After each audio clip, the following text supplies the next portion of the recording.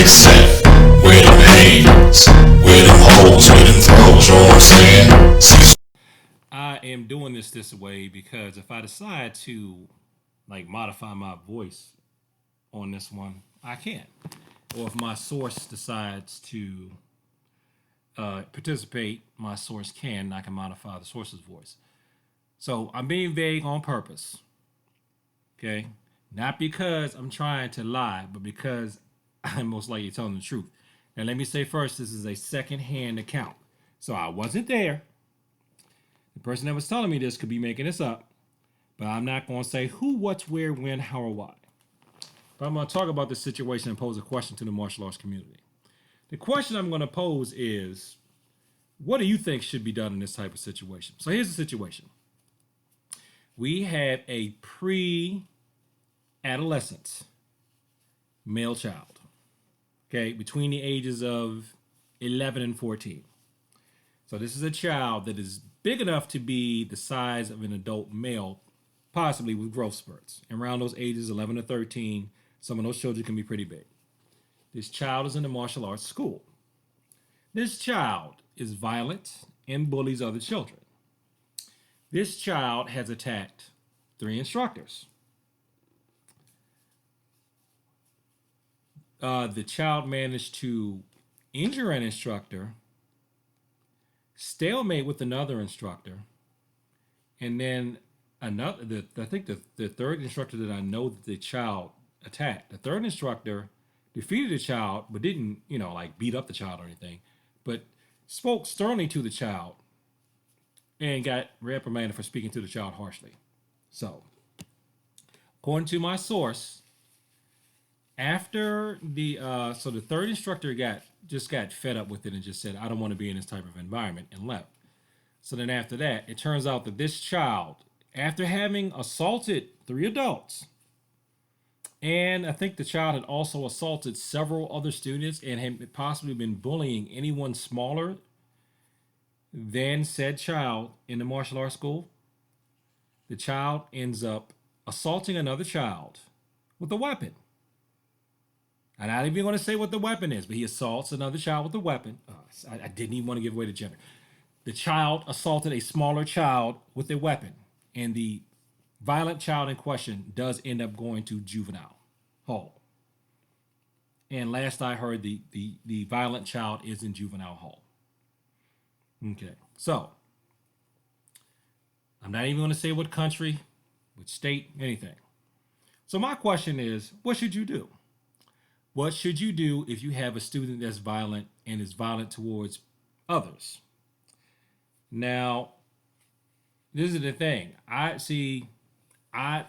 work for the county, and I know if somebody like this was in my class, if I see an instance of violence one time where they fighting somebody, I can just get on the phone to my supervisor. I can call my supervisor, or I can go to the front desk and say, hey, this child is doing blah, blah, blah. Let's do something. Even if the child turned on me, I can just parry, dodge, move around out the way or whatever, and until the child gets tired. Like when I was assaulted, I got assaulted. Wasn't by a child. I got assaulted. I'm not going to even say where, but someone tried to assault me. The attack was pathetic, and I didn't even have to touch that person. I made that person dizzy, and I just went on about my merry way. The attack was so pathetic, I didn't even realize I was attacked until I thought about it later. I said, oh my God, that person's really trying to attack me. And then I laughed because I thought it was hilarious, but that's my dark humor. So I know what I can do because I'm teaching in a county class, and I can call the front desk. If there's a security guard there, sometimes there are even police officers at some of these community centers that I've taught at. They come through every once in a blue moon. I could go to that person. I have people I can appeal to. But let's say if I was running a storefront, what could I do? What should I do? If I wanted to call the police, that could be bad for business. Maybe I could lose customers if I call the cops on a child. Then again, people may be like, well, what kind of martial arts instructor is he if he can't handle a child, right? Never mind the fact that I could be like 60, 70, 80 years old. I'm about to turn 50 years old. I shouldn't be tussling with anybody by any stretch of the imagination at this age. You know, I could get hurt demonstrating something, to be honest. I shouldn't be mixing up with anybody, period. At this point, I should just be advising, mentoring. So I could lose business, even though I know that for health reasons. There still will be people that say, oh, well, he couldn't handle a violent child. Even if the child is like, at 11, 12, 13, 14 years old, is man size, he can bench press 250, 300, they won't care. Because they're still going to say, child, you should be able to handle, child, you black belt. Now, what if I am a woman? Would that standard still hold up? Well, clearly, let's say if I'm a woman, I'm assaulted by a violent male child. Will we let that off the hook? I think we as a society might. Me as an individual, but because I'm into martial arts, not necessarily, but then again, you never know. I'd have to look at the skills and abilities of all people involved. Now, what if I'm a female instructor and the violent child is a female? They're the same gender, but still, younger women can be more physically threatening than older women. So if it's like a 60 or 70-year-old woman attacked by a prepubescent teenage girl, I mean, women's bones can get more brittle as they age. What do we do? What kind of standards do we hold? Here's another flip side. What if it's just me, big black guy, and I'm attacked by a female student? Now, she may be very tall for her age and very strong for a female, but she's still a female and she's still a girl. She's not even 15 years old yet, but she's attacking me and she's been violent towards other people. What do I do? Do I call the police on that child? How's that going to look? So there are a lot of variables that come into play in the situation. And I'm being vague on purpose because, like I said, first of all, I don't want to bring shame on anybody else's game. And quite frankly, I don't necessarily blame the school because, see, this is the thing that's probably really going to get me in trouble. We bring children into the martial arts, we parents here, for all types of reasons. And there are problems that martial arts just can't solve. I have problems that martial arts can't solve. My children have problems that martial arts can't solve. Everybody has problems that martial arts can't solve in and of itself. Now, can the martial arts be used as a tool to help you solve those problems? Yes. But just in and of itself, it's not going to, you still got to do something. Just like with me, I've been struggling with my weight my entire life. If martial arts automatically always took care of people's weight problems, then there would never ever be overweight martial artists ever. But could you, along with good dietary practices and good health practices, could your martial arts aid you in that? Yeah, because I'm sure if I didn't practice, I would be I know I'd be a lot bigger than I am now. I know that. And my health would be absolutely terrible. I know that too. But it helps, but it doesn't completely solve the problem in and of itself just taking a martial arts class. So what do we do here? What would you do here? What do you think should be done?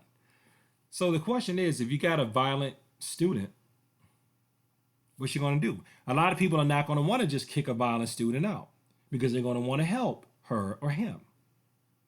But then again, does the need of that few outweigh the need of the many other people that the violent student is being violent towards? Then again, why is the student being violent? Is it because of something that happened at the martial arts school? Or is this something that happened that's happening outside the martial arts school that is creeping into the martial arts school because of the way the student is acting? Bottom line is, I don't have a general answer, but I think it's an interesting question.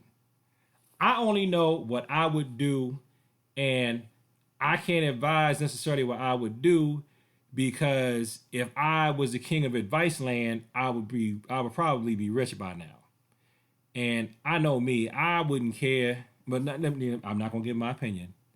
Let's just say I've been known to do things that really hurts people's feelings, makes them angry, and will probably not be a good business practice. So I'm not going to suggest what I know I would probably do in that situation. I'm not going to do anything illegal, I'll say that. But there are other variables to consider whenever you have any situation. Like I said, my personal situation now, if it were me and as I'm teaching for the county, I got people that can back me up. If I was still teaching out of my basement in a non-COVID-19 world, you at my house. You at my house, you at my rules, I can just put you out of my house.